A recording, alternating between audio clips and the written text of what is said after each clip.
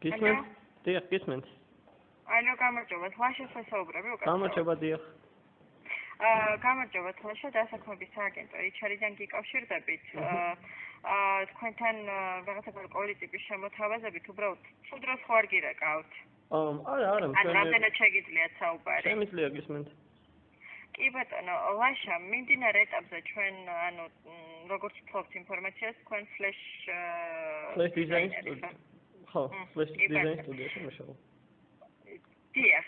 ანუ მიმდინარე ეტაპზე ჩვენ გვაქვს აქტიური ვაკანსია. მოგეხსენებათ ალბათ ჩვენი კომპანიის შესახებ, რომ ერთ-ერთი მიმართულება გახლავთ recruitment-ი, ანუ ჩვენ ვემსახურებით სხვადასხვა ორგანიზაციებს კადრების მოძიება შერჩევის პროცესში.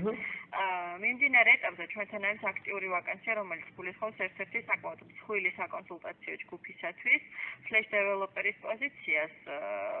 ანუ ამ კომპანიას აქვს უშუალოდ ორი მიმართულება, ერთ-ერთი არის development-ის მიმართულება, სადაც მუშაობს ძალიან დიდი ასე ვთქვათ დეველოპერების გუნდი, სხვადასხვა მიმართულებებზე, რაც საკვირველია და კონკრეტულად ამ შემთხვევაში ჩვენ გიკავშირდებით flash developer-ის პოზიციაზე.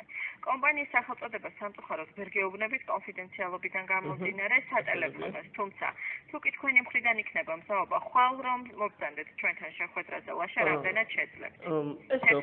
full-time სამსახურს მეუბნებით ხო ალბათ? დიახ, full-time job-ზე არის და ჩემო უფროსმა მომცა თქვენი ნომერი და ანუ შეთანხმებული იყავით თუ როგორ? არა, ანუ მე კომპანიაში დარეკეთ კომპანიაში, არა, თუმცა არ გითქვამს რა კომპანიიდან ვრეკავთ. არ გითქვამს ხო? ანუ არა, პრობლემა როა შემოგვიყვება კონფიდენციალურად ტოვებთ აბსოლუტურად ყველას, ესე რომ ვთქვათ, და შესაბამისად ამ თქვენი უფროსისთვის არ დაგვიფიქსირებია, რომ ჩვენ დასაქმების სააგენტო HR-დან ვრეკავდით. შესაბამისად, 11-ის ნახევრისთვის რამდენად მოგიხერხებათ რომ შეგიძლიათ ანაზღაურებაზე რომ მითხრათ, იმიტომ რომ ანუ ჩვენთვის თავი მნიშვნელობა მაგას აქვს და დაახლოებით რა რეინჯში არის ანაზღაურება ამ ვაკანსიაზე? ხო, ანუ აი სამწუხაროდ ამის დასახელების უფლება არ მაქვს, იმიტომ რომ შუამავალი კომპანიის წარმომადგენელი ვარ, თუმცა ლაშა თქვენ შეგიძლიათ დააფიქსიროთ თქვენი მოთხოვნა მინიმუმი, რის ქვემოთაც არ განიხილავთ შემოთავაზებას. რა არის თქვენი მოთხოვნა? კი ბატონო, უბრალოდ ახლა ვფიქრობ, რომ რამდენად ეთიკური არის, იმიტომ რომ ჩემო უფროსმა მომცა თქვენი ნომერი და ჩვენში და ნომერზე დარეკეთ და ცოტა უხერხულობას არ გიხსნით თქვენ? რა მხრივ ლაშა?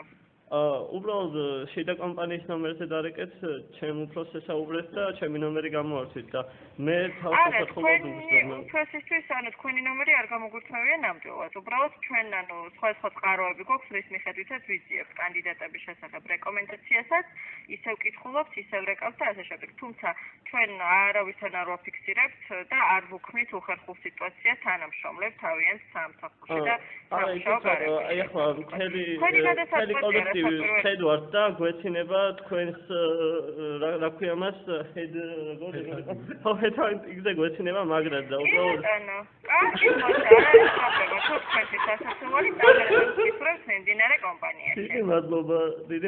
YouTube-ზე თუ შეამოწმოთ HR Coach-ის, შეგიძლიათ ეს საუბარი მოისმინოთ იქაც. კარგად იყავით. ნახვამდის.